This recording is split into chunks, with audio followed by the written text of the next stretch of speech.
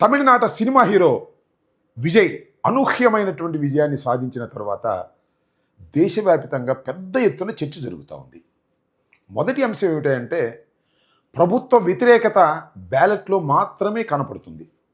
బ్యాలెట్కు ముందు కనిపెట్టడం చాలా కష్టమైనటువంటి పరిస్థితులు ఏర్పడ్డాయి భారతదేశంలో అని. ఎందుకంటే అనేక సర్వే సంస్థలు, పేరు ప్రఖ్యాతులున్న సర్వే సంస్థలు సర్వే చేసినా ఒకటి అరా మినహా ఎవ్వరూ విజయం సాధిస్తాడని చెప్పలేకపోయారు.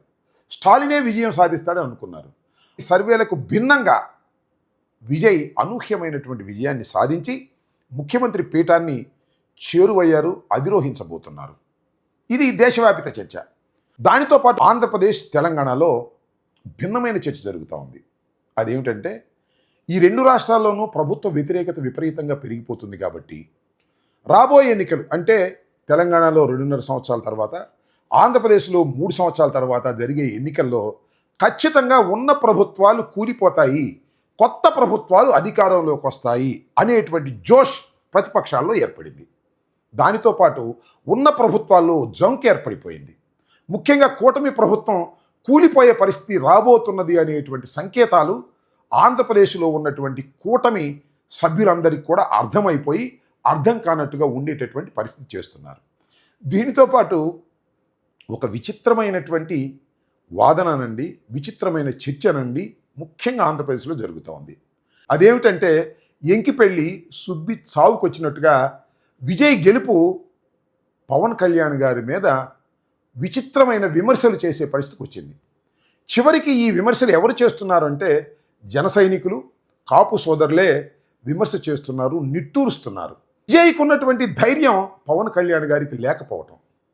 విజయ్ లాగానే పవన్ కళ్యాణ్ వ్యవహరించి ఉన్నట్లయితే ఒక సుస్థిరమైన నాయకత్వాన్ని ఏర్పరచుకొని ముఖ్యమంత్రి పీఠాన్ని అధిరోహించే దశకు వెళ్ళేవాడని, అలాంటి కార్యక్రమాలు చేయలేకపోయాడని, ఇది చాలా నిరుత్సాహాన్ని కలిగిస్తుందని జన సైనికులే గుసగుసలాడుకుంటున్నటువంటి పరిస్థితి. అసలు మీమ్స్ అయితే చెప్పాల్సిన అవసరం లేదు. పవన్ కళ్యాణ్ గారి మీద వ్యంగ్యంగా సోషల్ మీడియాలో పెద్ద ఎత్తున దుమారం లేపేటటువంటి కార్యక్రమం జరుగుతూ ఉంది. ఇక్కడ జన సైనికులు కానీ, కాపు సోదరులు కానీ, లేకపోతే పవన్ కళ్యాణ్ గారి అభిమానులు కానీ ఒక్క విషయాన్ని మర్చిపోతున్నారు.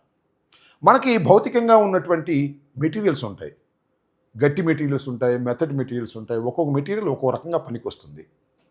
అదేవిధంగా నాయకుల్లో కూడా మెటీరియల్ ఉంటుంది. కొంతమంది చీఫ్ మినిస్టర్ మెటీరియల్ అంటారు. ఉదాహరణకి ఎన్టీ రామారావు, రాజశేఖర రెడ్డి గారు, జగన్మోహన్ రెడ్డి గారు, ఎంజి రామచంద్రన్ గారు, స్టాలిన్ గారు, అదేవిధంగా విజయ్ గారు, వీళ్ళందరూ కూడా సీఎం మెటీరియల్గా పేరు ప్రఖ్యాతులు పొందారు. అదే పద్ధతుల్లో ప్రవర్తించారు.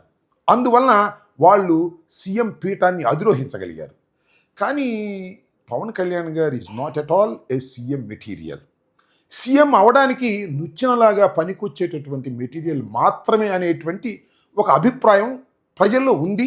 దీనికి ప్రధానమైన కారణం ఏంటంటే ధైర్యం చేయలేకపోవటం, ముఖ్యంగా తాను ముఖ్యమంత్రి కావాలని అనుకోకపోవటం, చంద్రబాబే 15 సంవత్సరాలు ముఖ్యమంత్రిగా కొనసాగాలని బహిరంగంగా స్టేట్మెంట్లు ఇవ్వటం పవన్ కళ్యాణ్ గారు ఆ దశలో ఆలోచించలేకపోతున్నారు. ఆయన ఆ మెటీరియల్ కాదు అనేటువంటి అభిప్రాయంతో అందరూ ఏకీభవిస్తున్నారు. అసలు నిజంగా పవన్ కళ్యాణ్ గారు జన సైనికులు, కాపు సోదరులు కోరుకునే విధంగా ముఖ్యమంత్రి కావాలనుకుంటే ఇలా ఎందుకు ప్రవర్తిస్తారు? ఇవాళ 175 నియోజకవర్గాలు ఉన్నాయి. 175 నియోజకవర్గాల్లో కూడా ఇన్ఛార్జీలు పెడతారు. ఎక్కడ ఇన్ఛార్జీలు పెట్టలేదే? తెలుగుదేశానికి ఇబ్బంది కలుగుతుందని ఇన్ఛార్జీలనే పెట్టలేదు, పార్టీ నిర్మాణమే చేయలేదు. అందువలన ఆయన అసలు ముఖ్యమంత్రి పీఠాన్ని అధిరోహించడం అనేది అసాధ్యమైనటువంటి అంశం అనేటువంటి భావన ఇవాళ దేశవ్యాప్తంగా వ్యాపించింది.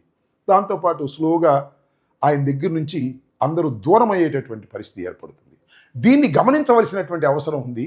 జన సైనికులు నేను ఇలా మాట్లాడితే వారి కోపం రావచ్చు, కానీ ఉన్న వాస్తవాలు ఇవి.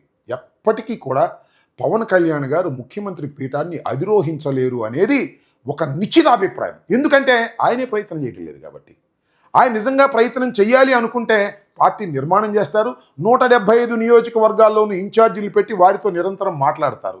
ఎవరైనా పవన్ కళ్యాణ్ గారిని మీరు చంద్రబాబు నాయుడు గారికి ఎందుకని అంత సపోర్ట్ చేస్తున్నారు అంటే పార్టీ నుంచి పొమ్మనేటటువంటి పరిస్థితి ఏర్పడుతూ ఉందంటే నిజంగా తన గొయ్యి తాను తవ్వుకుంటున్నాడు తప్ప తాను అసలు ముఖ్యమంత్రి కావాలని అనుకోవడం లేదు. తానే ముఖ్యమంత్రి కావాలని అనుకున్నప్పుడు మీరందరూ ముఖ్యమంత్రి కావాలని కోరుకోవటం అనేది హాస్యాస్పదంగా ఉంటుంది కదా. దాన్ని ఒకసారి ఆలోచించమని మనవి చేస్తున్నాం.